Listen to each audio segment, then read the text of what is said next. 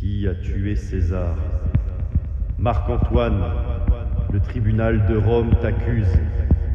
Nous attendons ta défense.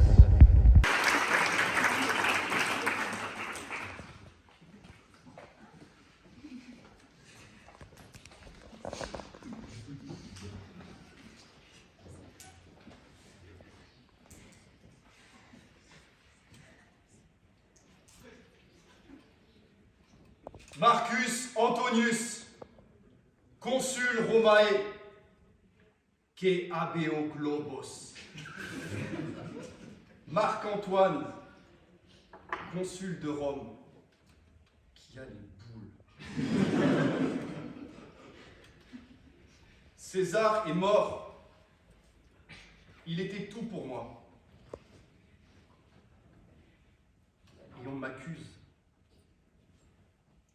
Je vais vous raconter. À l'âge de 8 ans, mon père meurt en disgrâce après avoir conduit nos légions dans une campagne catastrophique contre les Crétois. Notre nom est sali. On est obligé de quitter les beaux quartiers pour aller vivre dans la banlieue romaine. C'est la miseria socialis. On se retrouve en ZEP, zone d'éducation plébéienne. On n'avait même pas d'actu.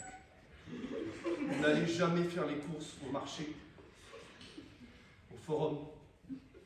J'ai vu ma première course de char à 32 ans. Et ça, c'est pas grâce à mon père. C'est grâce à Jules César. C'est lui qui m'a emmené, au premier rang en plus. La première fois que j'ai rencontré César, j'avais 20 ans. J'étais officier de cavalerie en Gaule. Mon nom était sali, tout le monde me regardait de travers, mais pas Jules César. Jules César ne juge les hommes que sur leur bravoure. Alors il m'a nommé légat, maître de cavalerie, consul de Rome. Certes, tout n'a pas toujours été rose entre lui et moi. Lorsqu'il est allé pour la campagne contre Pompée, il m'a nommé chargé d'administrer la ville de Rome. Et là, je me suis ramassé total. Il y avait des émeutes dans les rues. Et moi, je leur ai envoyé la brave, avec 2 R, brigade romaine de répression de l'action violente. On a utilisé la LBD, la lance brève de défense. Au lieu de se servir de la ballista aqua, la baliste à eau, beaucoup moins létale et si chère à Jules César. Résultat, ce jour-là, 500 morts. Et là, pour la première fois de ma vie, César me gronde.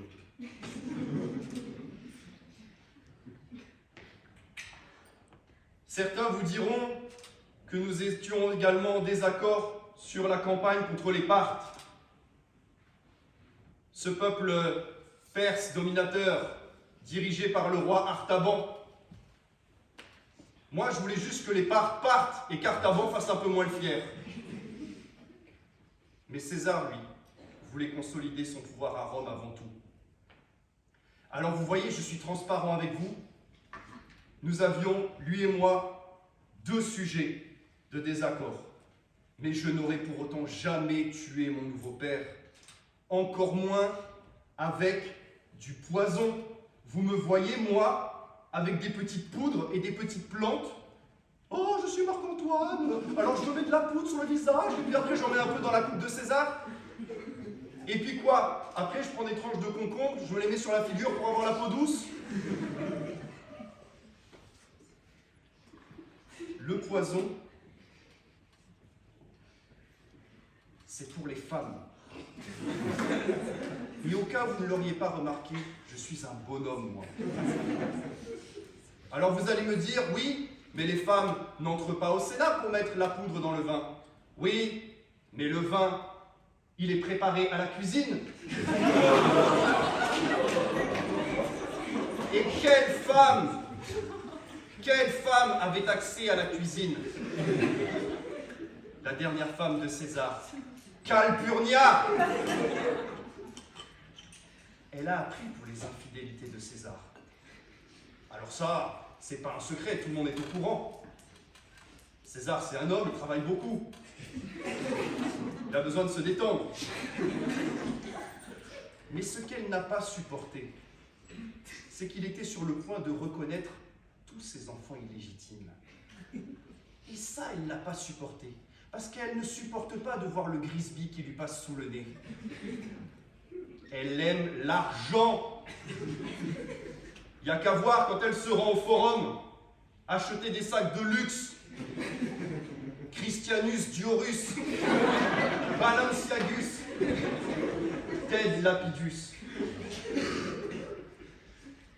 Et puis quand elle va au forum, elle en profite pour parler avec les herboristes.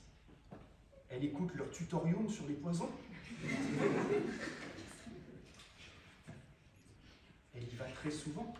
Elle achète de quoi se faire des petites potions pour sa consommation personnelle. Elle se met dans des états.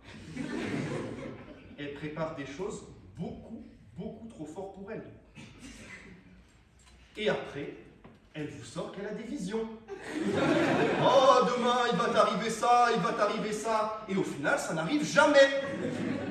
Et là, elle vous dit, demain, César va mourir, et César, il meurt, comme par hasard. Vous allez quand même pas gober ça. Moi, elle m'a dit, mange des os de poulet pour la virilité. Tous les matins. Résultat, 3 dents pétées. Et c'est tout. En fait, elle entourloue tout le monde derrière ses airs de dévote, derrière ses airs d'innocente. Et là, elle a appris que César allait reconnaître ses enfants.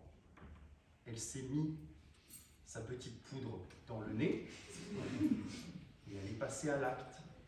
Une femme jalouse, une femme vénale, une femme. Rome a été fondée grâce à une louve. Ne la laissez pas être détruite par une vipère.